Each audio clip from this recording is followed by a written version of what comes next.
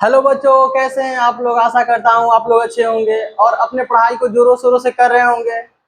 बच्चों, आज की जो क्लास है वास्तविक संख्या का पार्ट थर्ड है, जो विभाजन एल्गोरिथ्म के बारे में हम समझने की प्रयास करेंगे और आप लोगों को विभाजन एल्गोरिथ्म द्वारा कैसे किसी भी संख्याओं का मसा निकाला जाता है, अर्थात एचसीएफ निकाला जाता है।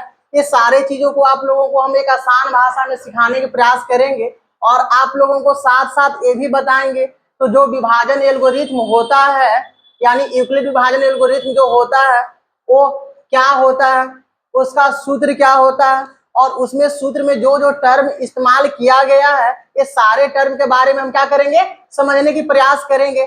पहला बात करते हैं तो आखिर यूक्लिड विभाजन एल्गोरिथ्म है क्या। यानी अगर बात करें हम तो यूक्लिड विभाजन एल्गोरिथ्म है क्या, तो पहले हम क्या बताना चाह रहे हैं, तो अगर कोई धनात्मक संख्या, अगर किसी धनात्मक पूर्णांक ए को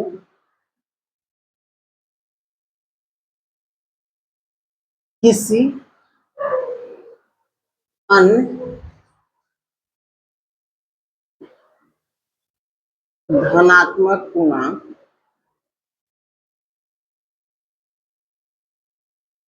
बी से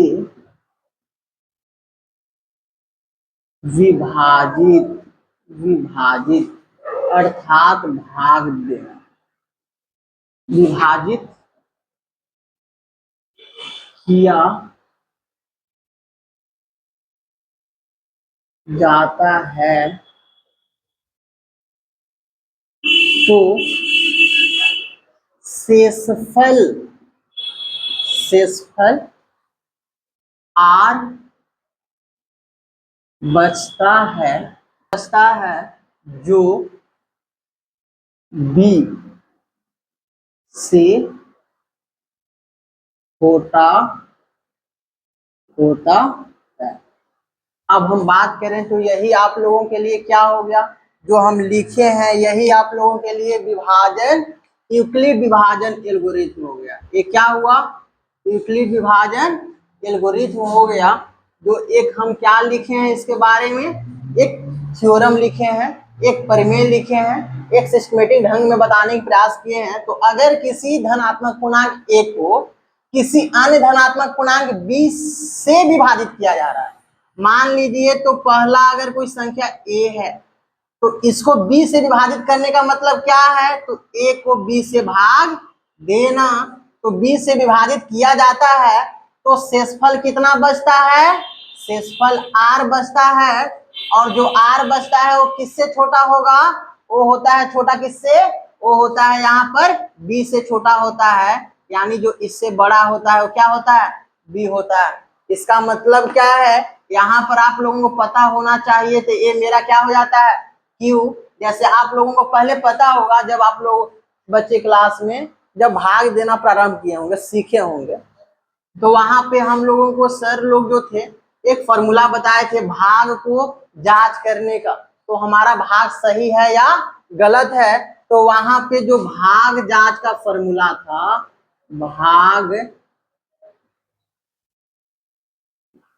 जांच का सूत्र, तो वहां पर क्या पढ़े थे हम लोग, तो भाज बराबर भाजक गुने भागफल प्लस शेष। यही जो फॉर्मूला वहां पे हम लोग जो बच्चे क्लास में पढ़े थे, ये फॉर्मूला को दोबारा हम लोगों को कब क्लास 10th में वास्तविक संख्या के अंदर में पढ़ना है। बस इसका नाम चेंज कर दिया गया है और यहाँ पे नाम क्या रख दिया गया है, ए को बोला गया है भाज, भाजक को बोला गया है बी, और भागफल जो है वो क्या है क्यू, और शेषफल जो है आर। इसका मतलब हम बोल सकते हैं तो जो यूक्लिड विभाजन जो प्रमेयिका है या यूक्लिड विभाजन जो एल्गोरिथ्म है, इसमें ए बराबर बी की प्लस क्या है, आर है। इसका मतलब जो a का मान होगा तो a है मेरे लिए क्या, भाज्य है, b मेरे लिए क्या है, भाजक है, और मेरे लिए जो q है वो क्या है, भागफल है, और जो मेरे लिए r है वो क्या हो गया, शेषफल हो गया। क्या हो गया, शेषफल हो गया। इसका मतलब इस प्रकार जो यूक्लिड एल्गोरिथ्म का जो सूत्र था, उस सूत्र में सारा जो टर्म इस्तेमाल किया गया है सभी का क्या होता है, a बराबर, जहां पे a बराबर bq प्लस r, यही होता है। हर जगह हम यही फॉर्मूला को लगाएंगे, लेकिन एक बात यहाँ पे और देखेंगे, तो जो r होता है, r मतलब शेषफल के बारे में बोलते हैं, वो 0 हो सकता है या 0 से बड़ा हो सकता है या 0 के बराबर हो सकता है। कौन, r।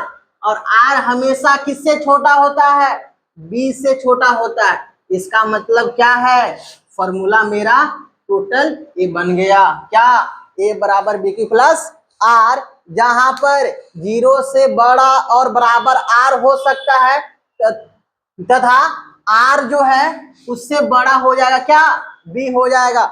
इस प्रकार अगर डायरेक्ट एग्जाम में आप लोगों को पूछता है इनमें से कौन सा यूक्लिड विभाजन एल्गोरिथ्म का सूत्र है, तो वहां पर अगर आप लोग देखिएगा तो a बराबर बी क्यू प्लस आर अगर मिले तो इसको डायरेक्ट सही नहीं करना है, साथ में वहां पे भी ध्यान देना है, तो 0 से बड़ा होना चाहिए, बराबर होना चाहिए क्या, r, और r से बड़ा होना चाहिए b।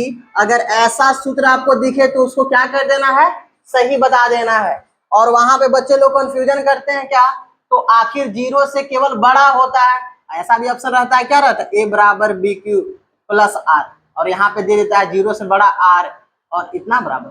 आप लोग देखे होंगे ऐसा भी रहता है a बराबर बी क्यू प्लस आर, जहां पे 0 से बड़ा होता है क्या, r, और बड़ा होता है b।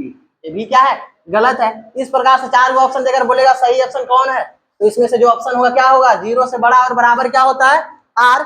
r का मतलब क्या होता है, शेषफल, और उससे बड़ा क्या होता है, उससे बड़ा हो जाता है मेरा b, और b क्या होता है, भाजक होता है, यानी भाज्य बराबर भाजक गुने भागफल प्लस क्या होता है, शेषफल। इस प्रकार से हमारा जो यूक्लिड विभाजन एल्गोरिथ्म है वो क्या करता है, तो अगर किसी दो धनात्मक संख्याओं को, सिंपल समझिए बताने का मतलब क्या है मेरा, तो अगर कोई भी दो संख्याओं को अगर आपस में भाग दिया जा रहा है तो संख्या क्या होना चाहिए, धनात्मक पूर्णांक होना चाहिए।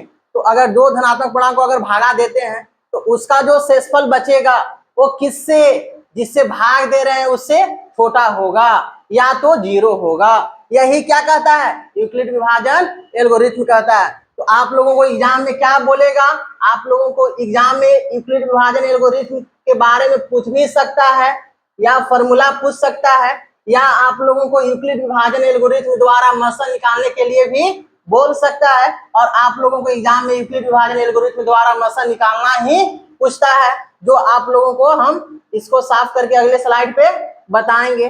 तो हम अब बात करेंगे क्या, यहाँ पर एक हम प्रश्न को लेंगे और जिसको सोल्व करने के प्रयास करेंगे आप लोगों को समझाते समझाते, ताकि आप क्या कोशिश कीजिएगा, तो इस टाइप का कोई भी क्वेश्चन हो अपने मन से दो कोई संख्या ले लेना धनात्मक पूर्णांक, उसको भाग देकर किसके विधि द्वारा, यूक्लिड विभाजन विधि द्वारा आप उसको बना सकते हैं और एग्जाम में अपना नंबर पक्का कर सकते हैं। हम बात करते हैं, पहला बात एक नोट पॉइंट याद रखिएगा।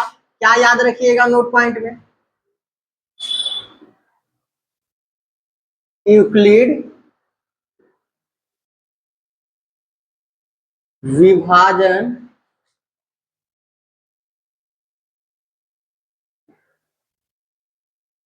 एल्गोरिथम का प्रयोग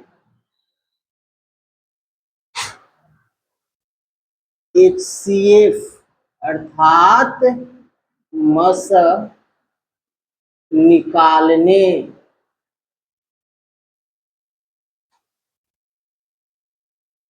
के लिए किया जाता है।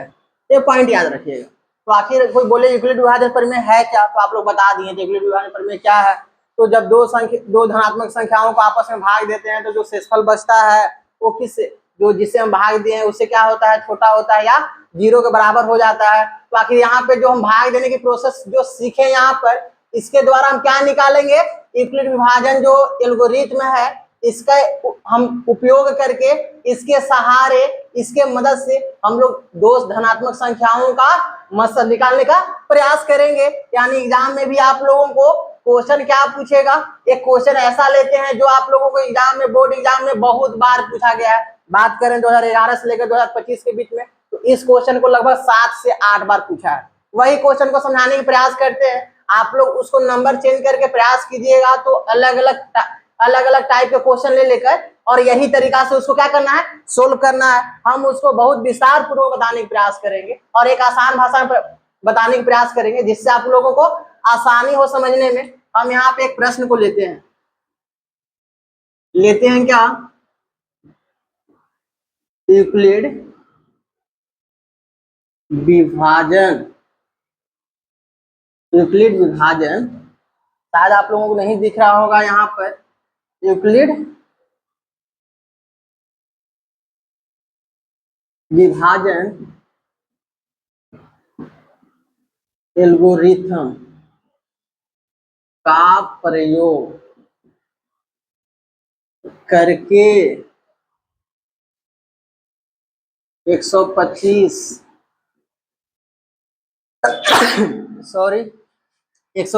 तथा 235 का मशक अर्थात HCF निकालें। यही आप लोगों का क्या हुआ, एक ऐसा प्रश्न को लिए हैं जो कितना बार पूछा है, 6 से 7 बार, 8 बार रिपीट किया है आप लोगों को बोर्ड के एग्जाम में। हम इस प्रश्न को लेकर बताने की प्रयास करें ताकि आप लोगों को समझ में आ जाए। अब बात करेंगे हम क्या, कैसे बनाएंगे, क्या लिखेंगे, क्या नहीं लिखेंगे, किसके बाद क्या काम करना है, वो सारे चीज यहाँ पे हम देखते हैं। पहले यहाँ पर हम लिख रहे हैं, दो संख्या दिया हुआ है, यानी दिया है, क्या दिया हुआ आप लोग समझने का प्रयास कीजिए। एक दिया है 235 और एक दिया है 125। ये दोनों में बात करा जाए तो आखिर दोनों में बड़ा कौन है, तो बड़ा है 235। तो जो नंबर बड़ा है, तो दो धनात्मक संख्या दिया हुआ है तो उसमें था ना, तो जब दो धनात्मक संख्या, जब यानी ए को किसी अन्य धनात्मक संख्या बी से भाग दिया जाए, तो आखिर किसमें किससे भाग दिया जाएगा, इसमें। तो जो बड़ा नंबर है उसमें छोटा नंबर से भाग दिया जाएगा, इसलिए बड़ा नंबर जो कहलाएगा वो क्या कहलाएगा, मेरा ए कहलाएगा। और यहाँ पर जो छोटा नंबर कहलाएगा वो मेरा क्या कहलाएगा, बी कहलाएगा। यानी यहाँ पर अब हम भाग देने की क्रिया को करेंगे। यहाँ पर क्या करेंगे, 125 है, ये क्या है 235 है, भाग देंगे एक बार में, क्या हुआ 125, घटाने को प्रयास करेंगे 0, ये क्या हुआ 2 1, उसके बाद क्या करेंगे एक, यहाँ पे कितना हुआ, यहाँ पे 110। फिर अब यहाँ से प्रयास करेंगे किससे, फिर प्रयास करेंगे एक बार और, आ गया यहाँ पर 125, फिर एक बार भाग देंगे यहाँ पे, फिर कितना आएगा यहाँ पे 110, फिर घटाने को प्रयास करेंगे 5, फिर यहाँ पे आया 1, अब फिर इससे करेंगे प्रयास 110, कितना बार में 15 छाका 90, 15 सत्ते 75 से 7 बार में 105, माइनस करेंगे कितना आया 5, 5 से फिर 15 आया, 15 को 3 बार में 15 जी। इसका मतलब है क्या, इसका मतलब है तो हम अगर 225 को किससे भाग दे रहे हैं, अगर 125 से भाग दे रहे हैं तो उसका जो मसा आने वाला है वो आने वाला है क्या, 5 आने वाला है।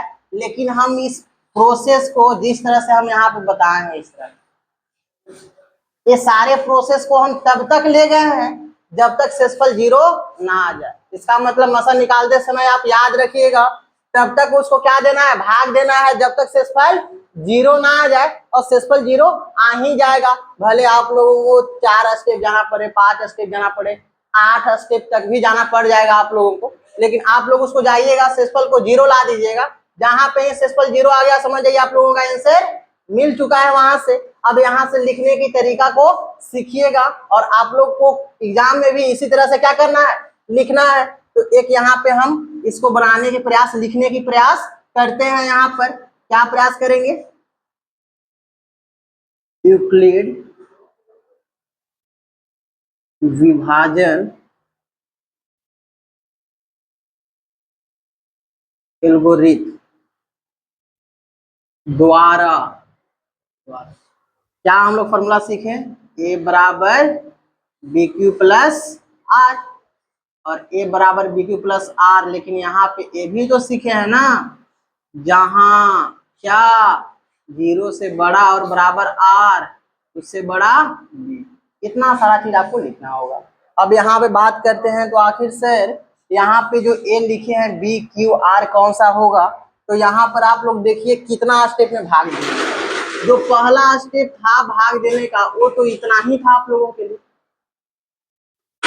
125 में 125 से 235 में भाग दिए थे, एक बार में लगा 125 आया, बचा कितना 110। इसका मतलब क्या है, जो स्टेप फर्स्ट आया मेरा स्टेप फर्स्ट, उस स्टेप में ए को क्या मानेंगे 235, और जिससे भाग दिए थे क्या था वो 125, और कितना बार में भाग लगा था, यानी ए मेरा हो गया था ए मेरा हो गया बी, ए मेरा हो गया क्यू, और ए मेरा बन गया था क्या आर। किसके लिए, स्टेप फर्स्ट के लिए। तो 235 को 125 से भाग दिए, कितना बार में लगा था एक बार में, और लास्ट में शेषफल बचा कितना 110।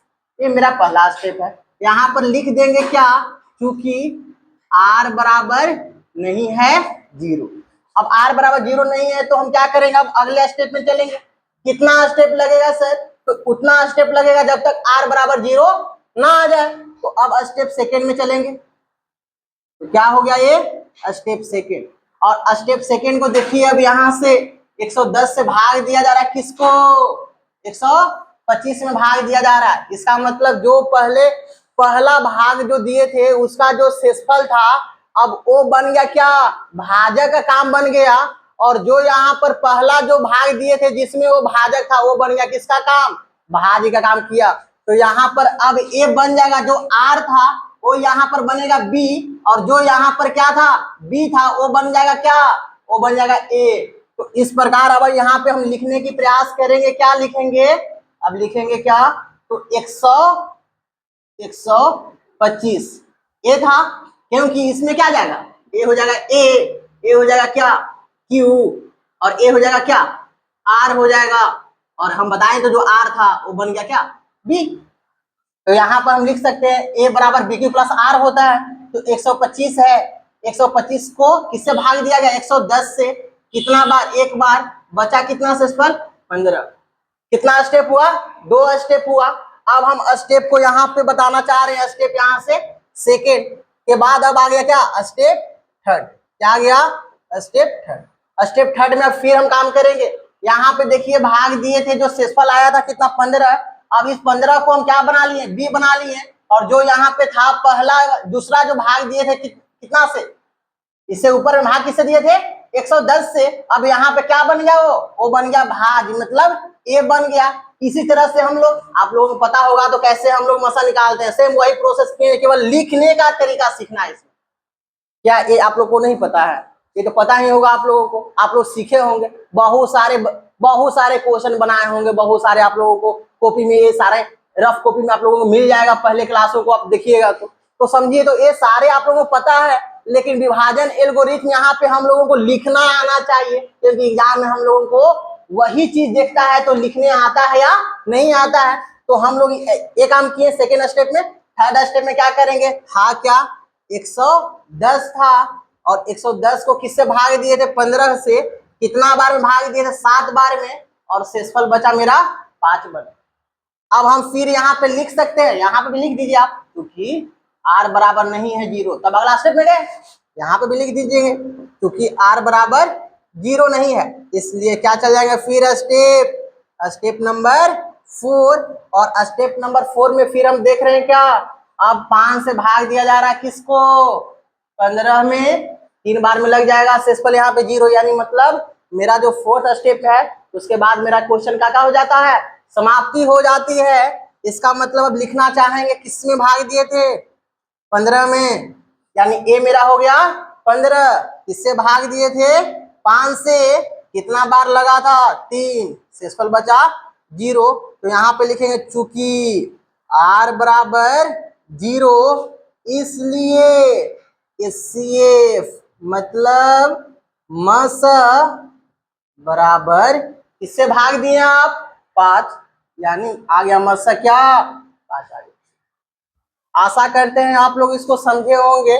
और अगर यहाँ पे नंबर कोई भी बदल दिया जाए इस क्वेश्चन में, अगर आप लोग सोच कर बताइए, तो अगर 125 और 235 के बदले में अगर यहाँ पे हम नंबर को चेंज कर दे, अगर यहाँ पे दे दे एक जगह 8 और एक जगह दे दे यहाँ पर, एक जगह यहाँ पे दे दे 8 तथा यहाँ पे दे दे 30, तो क्या आप लोग नहीं बना लीजिएगा?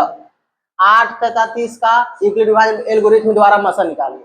प्लस वही कोशिश करना है क्या, दोनों संख्याओं को देखिए पहले, दोनों संख्याओं में जो सबसे बड़ा दिखे उसको ए मान लीजिए, जो छोटा दिखे उसको बी मान लीजिए। तो बड़ा में से छोटा को भाग दीजिएगा, जो आएगा शेषफल उसको आर मान लीजिए। जितना बार में आप भाग दिए थे वो भागफल था, इसका मतलब वो क्यू था। तो इस प्रकार आप फिर अगले स्टेप में जाइएगा।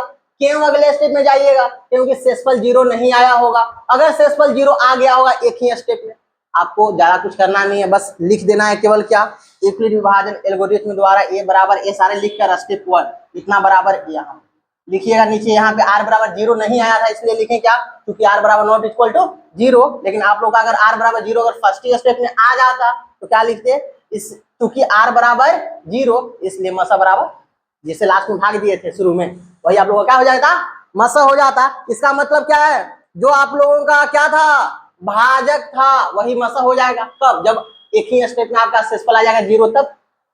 लेकिन अगर बात करते हैं यहाँ पर, तो अगर इससे भी बड़ा बड़ा नंबर आ जाए तो नहीं घबराना है। क्यों क्यों घबराएंगे? अगर मान लेते हैं यहाँ पे आप लोगों को 3 डिजिट का नंबर दे दिए, समझा रहे हैं आप लोगों को, अगर यहाँ पे 3 डिजिट के बदले अगर 4 डिजिट हो जाए तो लिख देते यहाँ पे 1025 और यहाँ पे लिख देते 8050, क्या हो जाता? 1025 और 8050 में क्या है, कुछ नहीं है, केवल नंबर का तो फेर है। यहाँ पे मेरा तरीका वही रहेगा, सोचेंगे पहले तो कितना बार में लगेगा, भाग देने सबको आता होगा, तो यहाँ पे देखेंगे कितना बार में लगेगा, लगाएंगे, जो बचेगा उसको नेक्स्ट टर्म में फिर उसको हम भाग देने की प्रयास करेंगे। जब तक 0 बार नहीं आ जाए, आज शेषफल 0 नहीं आ जाए, तब तक हम क्या करते रहेंगे, भाग देते रहेंगे। और जैसे ही शेषफल आ गया अब यहाँ पे काम खत्म और यहाँ पे लिखना प्रारंभ कर देंगे। क्या करेंगे हम यहाँ पे स्टेप फर्स्ट में लिखेंगे, यहाँ पे पहले जिसमें भाग दिए थे जिससे, तो जिसमें भाग दिए थे वो मेरा क्या था, ए था।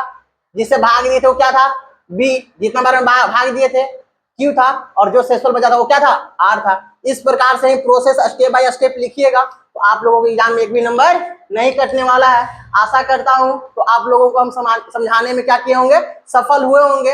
अगर आप लोगों को अच्छा लगा होगा, आप लोगों को लगा होगा तो नहीं ये कोई एक आसान भाषा में सर समझाए हैं, तो आप लोग इसको घर पे कॉपी में इसको प्रैक्टिस कीजिए, प्रयास कीजिए और इस चैनल को सब्सक्राइब कीजिए, जिससे हमको हौसला मिले और हम और भी अगला चैप्टर का, जैसे मान लेते हैं जो वास्तविक संख्या था, वास्तविक संख्या में हम 3 लेक्चर में हम ये सारे जो 10-12 नंबर का जो क्वेश्चन पूछता है एग्जाम में, ये 3 वीडियो में खत्म करने के प्रयास किए थे।